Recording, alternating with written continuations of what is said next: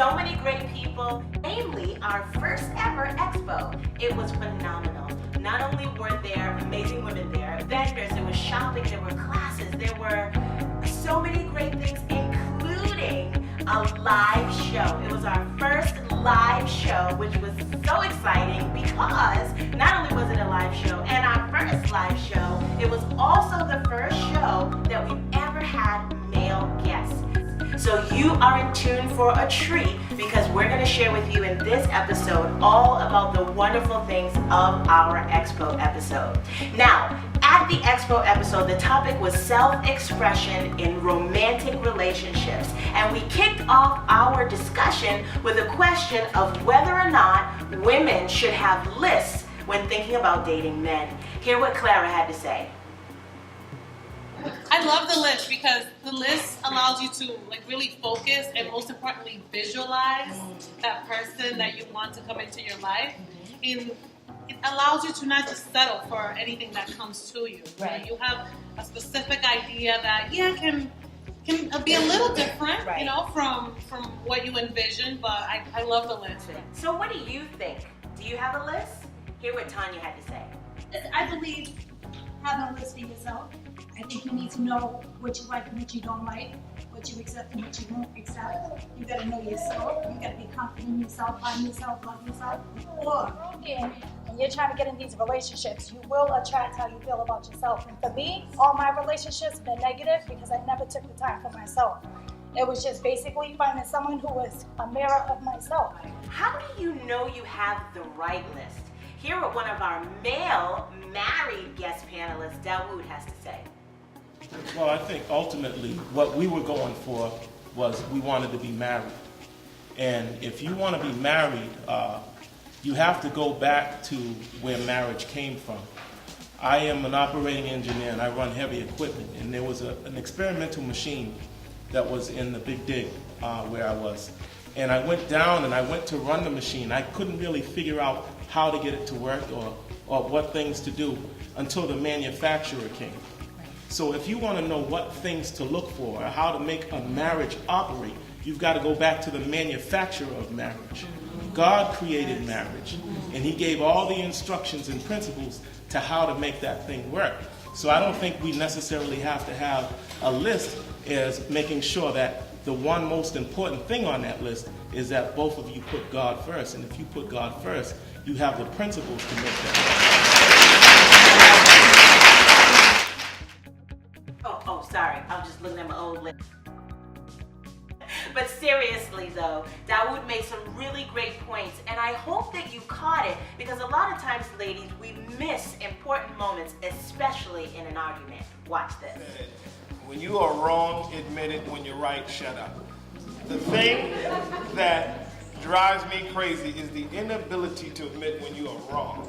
And everything about that situation, you know you're wrong. All the clues said you're wrong, but you're still trying to justify your point so you can feel like you are still right, and we both know you're wrong. It's such a powerful act for a man when his woman hears her say, you know what, I was wrong about that. I apologize, and I want to figure out how we can make this situation better in this argument. So ladies, be honest. How many times in an argument do you apologize? Or are you the type that seeks to get the last word? Check out our next guest, Dr. Stem.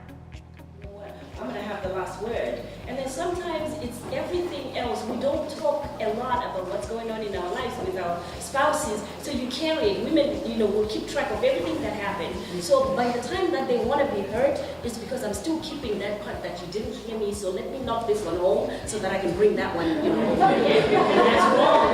We're having real talk, right? Yes, that's right. Yes, Dr. Stem, we are talking real talk, okay? Now, ladies, she made a great point. And how many times, too, do we miss really important moments and points because of our own insecurities and some vulnerabilities? Check out what Taisha had to say. I think in our community alone, there are a lot of fatherless women. And there are a lot of women who struggle with trying to have security.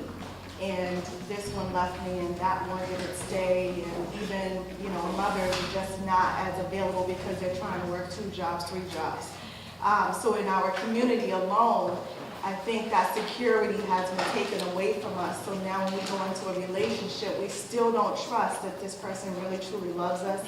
This person's really going to be here for me. This person's really going to stay. We're happy, but inside we're saying, when is it going to stop? When are they going to leave? So I think the vulnerability piece of it, even for me, was that piece there saying, not that he had to earn my trust, even though there are people that do have to earn your trust. I believe I had to learn how to trust, which is just letting go and letting God handle everything and just doing what I can do. Because if you don't trust, you're not allowing this person to really be in your heart. If you don't have that, if you have that block and that wall up. Wow. Have you ever heard vulnerability described the way Taisha did? Exposing vulnerability is all about getting to a place of trust. So here's the big question. How do you keep it private? Just don't post it. Just don't post it. Great advice from John Shea. Here's the rest of what she had to say. You know, social media is my life. You know, you can use it. I mean, it's godsend. But you should never, ladies, gentlemen, you should never depend on social media to validate your relationship. You should never depend on social media to validate your relationship. Okay, well, I'm gonna post a picture because I need the world to know that I'm in a relationship. Just in case you got another May over here or May over there, they'll come to the forefront. Because I used to think like that. You know, I had, boyfriends, you better not post a picture of me. Why not? You know, if you're doing right, you wouldn't mind me posting a picture. I have to get out of that. Like, okay, if you're doing what you're doing, it's going to come out eventually. But we have to get out of that, that thing that we have to depend on Facebook, Instagram to validate who we are and validate the solidarity of our relationship. Like John Shea said, social media today is everything. And with that being said, I think it's important as women we consider what the manly perception of our social media really says. Check it out. I love the fact that you have given me a snapshot into how you think. And so that gives me clues. Like if you just going in on your baby daddy, I know I'm not talking to you. So it's like, that's a no-brainer. You ain't gonna ever meet my kids. So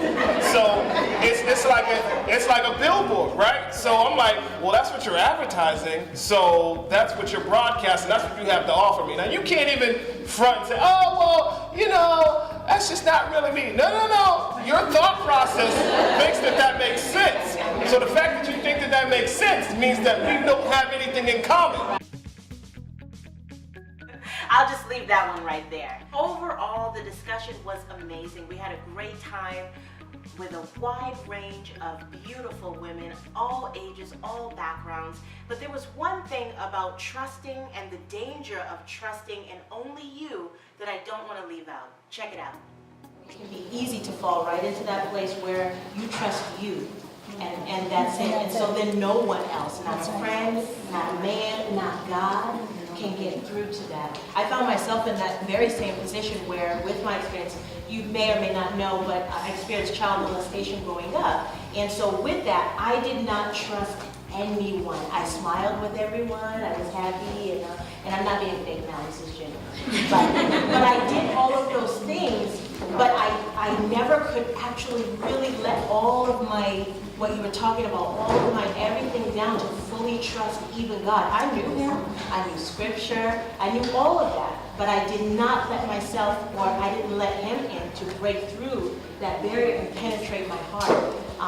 And so it's very important that you are aware of that about yourself, so that then you can start to work on it, because it starts with being aware and acknowledging, you know what, that's kind of me. You don't have to raise your hand, but that's me. And so I need to take that back to my journal, to wherever your private place is, and you explore that and you exhaust it until you really are confident and know where it comes from, as well as what it looks like going forward.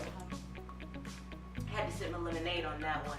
We are getting ready, I'm telling you, for an amazing season 1. Please keep watching the Grown Women Real Talk Show. I'll see you again soon.